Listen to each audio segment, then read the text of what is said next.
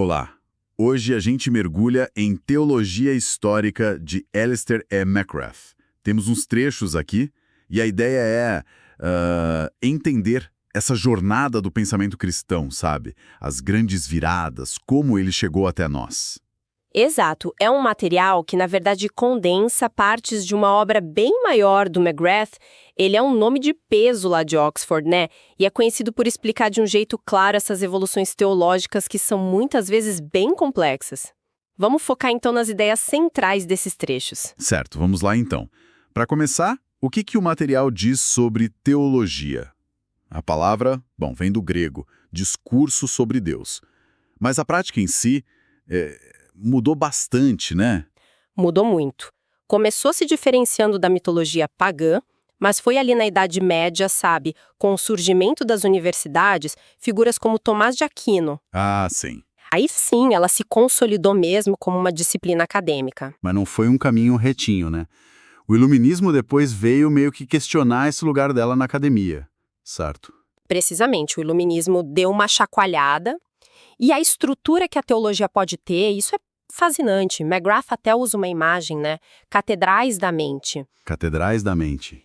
Especialmente para o escolasticismo medieval. Pensa numa arquitetura intelectual, assim, impressionante, super sistemática, mas que talvez, às vezes, ficasse um pouco distante da experiência mais vivida, né? Entendi. E ele também mapeia os campos. Tem os estudos bíblicos, a teologia sistemática, a filosófica, a pastoral e a teologia histórica, que é o nosso foco aqui, que investiga justamente como essas doutrinas foram se formando e mudando com o tempo. E qual a importância de estudar essa história toda? O material sugere que não é só, curiosidade histórica, né? O que aconteceu quando. Não, vai além. Ajuda a ver como a cultura, a história, elas moldam mesmo as crenças. Funciona como uma ferramenta para a gente entender debates antigos. E talvez até identificar erros, né? Coisas que foram influenciadas pela cultura da época para a gente não repetir hoje. Exato. E parece que a reforma protestante deu um impulso nisso, nessa busca por conexões lá com a igreja primitiva, para entender essa trajetória. Faz sentido. E isso leva a gente para períodos bem importantes, como o patrístico, né? Os primeiros séculos da igreja. Sim, o período dos pais da igreja. Pode parecer um estudo meio árido hoje, eu sei.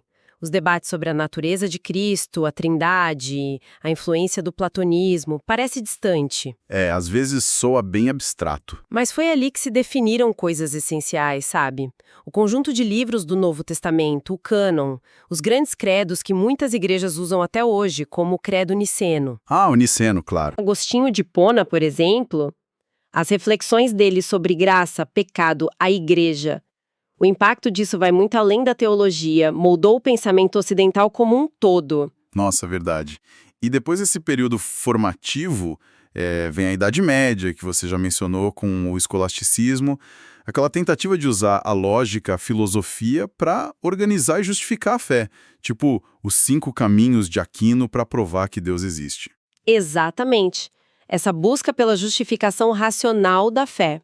Mas, ao mesmo tempo, quase em paralelo, a gente teve o Renascimento e o Humanismo, com aquele lema famoso, ad fontes. De volta às fontes. Isso significou um mergulho nos textos bíblicos originais, em grego, em hebraico, e uma crítica à tradução latina padrão, a Vulgata, que era usada há séculos. Imagino que isso tenha criado uma certa tensão, né? Voltar aos originais, questionar a tradução oficial. Com certeza, essa busca pelas fontes originais, ela abalou algumas estruturas, sim.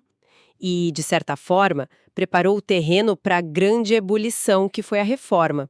Ou melhor, as reformas, né? Como o McGrath faz questão de pontuar. As reformas no plural. Por quê? Porque não foi um bloco único, né? A gente teve Lutero, com a ênfase na justificação pela fé, o sola fide. Teve Calvino, com a autoridade máxima das escrituras, sola scriptura. Mas também tivemos movimentos mais radicais, como os anabatistas. Ah, os anabatistas, sim. E a própria resposta da Igreja Católica com a Reforma Católica e o Concílio de Trento. Cada um desses movimentos redefiniu a teologia à sua maneira, entende?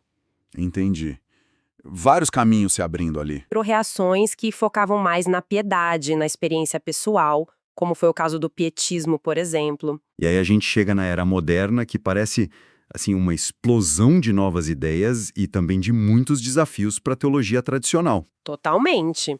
O iluminismo, com a sua ênfase na razão humana universal, veio questionar dogmas, milagres, a autoridade da tradição. E o romantismo reagiu a isso, valorizando mais o sentimento, a experiência individual, né?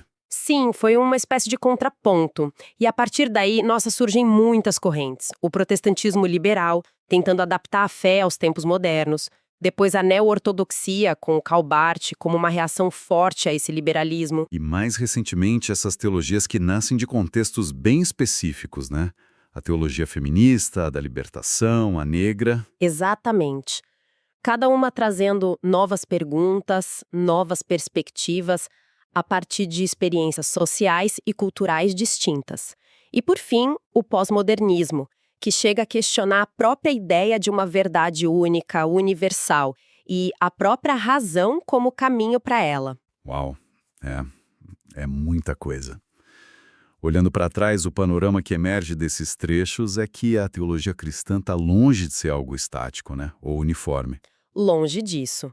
É um organismo vivo, que dialoga, que reage, que se transforma profundamente diante dos desafios, das ferramentas intelectuais de cada época.